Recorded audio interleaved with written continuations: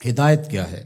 ہیا ارات الطریق، ایک تو ہے راستہ دکھلانا، جس کو راہ نمائی کہتے ہیں، نمودن سے دکھانا۔ کسی نے پوچھا کہ میں نے فلاں جگہ پہ جانا ہے، تو ہم نے کہا یہاں سے سیدھے باہر نکل جانا، دائیں بائیں آگے بائی پاس آئے گا، تو آپ یوں ادھر ہو جانا۔ یہ ہے ارات الطریق، راستہ دکھلا دینا، راستہ بتلا دینا۔ اس میں بھٹکنے کے امکان موجود ہے، تھوڑی سی غلطی لگ گئی تو آپ اور سمت بھی نکل سکتے ہیں۔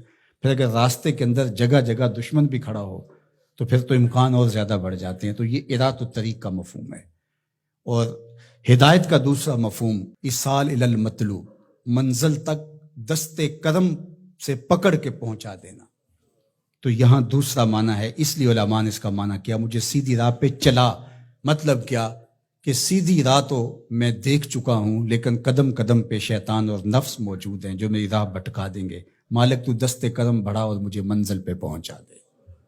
اللہ اکبر۔ تو یہ ہے ایصال الی المطلوب۔ تو ہدایت کا یہ مفہوم، اور یہاں ہدایت سے مراد وہ ہدایت جو پیغمبروں کے ذریعے سے، کتب کے ذریعے سے اللہ تعالیٰ نے حضرت انسان کو دی۔ ایک فطری ہدایت ہے، جبلی ہدایت، اور وہ اللہ تعالیٰ نے انسان کیا جانوروں کو بھی دی ہے۔ وہ بطخ کا بچہ بھی جب انڈے سے نکلتا ہے تو وہ کسی سے تیرنا سیکھتا نہیں ہے، وہ خود چھلانگ لگا دیتا ہے اور تیرنے لگ جاتا ہے۔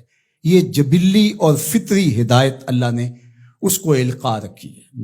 بچہ پیدا ہوتا ہے تو اس کی زبان ہوتی ہے، بولنا نہیں جانتا، وہ آ کے سیکھتا ہے۔ ہاتھ ہوتے ہیں، پکڑنا نہیں جانتا، آ کے سیکھتا ہے۔ قدم ہوتے ہیں، چل نہیں پاتا۔ سنتا ہے، سمجھ نہیں پاتا۔ دیکھتا ہے، پہچان نہیں پاتا۔ یہ ساری چیزیں تدریج سے سیکھتا ہے۔ لیکن بچے نے ماں کی چھاتی سے دودھ کیسے لینا ہے، تو یہ اس کو جبلتاً بتایا جاتا ہے، چونکہ اس کی پہلی ضرورت ہے، باقی چیزیں وہ آ کے سیکھتا ہے۔ اسی طرح خیر اور شر، یہ بھی اللہ تعالیٰ نے القاء کیا انسان کو۔ پیغمبروں نے آ کے راستے اجالے، لیکن اچھائی کیا ہے، برائی کیا ہے، یہ انسان کو پتہ ہے۔ کسی کو تھپڑ مارنا بری بات ہے، یہ کہیں سے اس نے نہ بھی پڑھا ہو، کسی نے استاد نے نہ بھی بتایا ہو، یہ اس کا ضمیر بتاتا ہے کہ یہ غلط ہے۔ تو خیر اور شر یہ اندر تمہارا بتاتا ہے، یہ فطری اور جبلی ہدایت ہے۔ فَأَلْهَمَهَا فُجُورَهَا وَتَقْوَاهَا۔ اللہ اِنَّا هَدَيْنَاهُ السَّبِيلَ إِمَّا شَاكِرًا وَإِمَّا كَفُورًا۔ یہ فطری جبلی ہدایت ہے، لیکن انسان کے لیے وہ کافی نہیں ہے۔ اس لیے اللہ کی بارگاہ میں عرض گزار ہوا، اهدنا الصراط المستقیم۔ اللہ مجھے جبلی ہدایت تو عطا کر دی، اور تو نے مجھے ایمان کا نور بھی دیا، تبھی تو نماز کے لیے یہاں آ کے کھڑا ہوں نا۔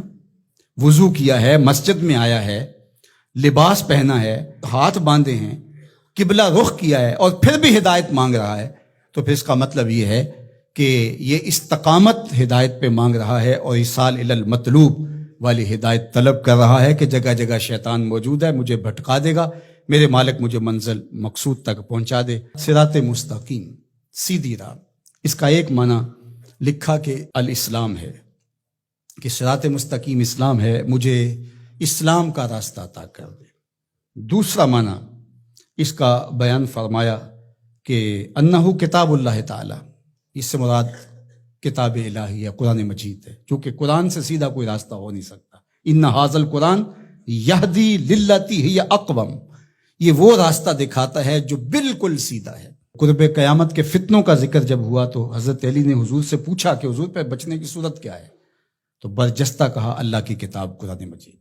تیسرا معنی انہ الطریق الہادی الی دین اللہ تعالی، یہ اللہ کے دین کی طرف جو راستہ ہے، وہ راستہ اللہ کے حضور اتنی تمہید کے بعد مانگا گیا تاکہ میں خیر کی راہوں پہ رہوں اور میری مدد نصرت مالک تیرے کرم پہ رہے۔ یہ حضرت عبداللہ ابن عباس رضی اللہ تعالیٰ عنہ کا قول ہے، اور فرماتے ہیں کہ یہ وہ راستہ لا عوج فیہ ہے، جس میں کوئی ٹیڑھا پن نہیں ہے، مستقیم بالکل، اور یہ اعتدال کا راستہ ہے، نہ افراط کا راستہ نہ تفرید کا راستہ، یہ بالکل معتدل راستہ ہے۔ اور پھر چوتھا قول جو حضرت حسن بصری اور ابو العالیہ رضی اللہ تعالی عنہ کا ہے، وہ فرماتے ہیں صراط مستقیم سے مراد ہوا رسول اللہ صلی اللہ علیہ وآلہ وسلم۔ کہا کہ نمازی نماز میں کھڑے ہو کے ہاتھ باندھ کر کے کہتا ہے مالک مجھے محبوب کی دہلیز نصیب کر دے، مجھے محبوب کی چوکھٹ نصیب کر دے، کیونکہ اگر یہ در نصیب ہو گیا تو خدا کا گھر نصیب ہو گیا۔ بخدا خدا کا یہی ہے در، نہیں اور کوئی مفر مکر، جو وہاں ہو یہیں آ کے ہو، جو یہاں نہیں وہ وہاں نہیں۔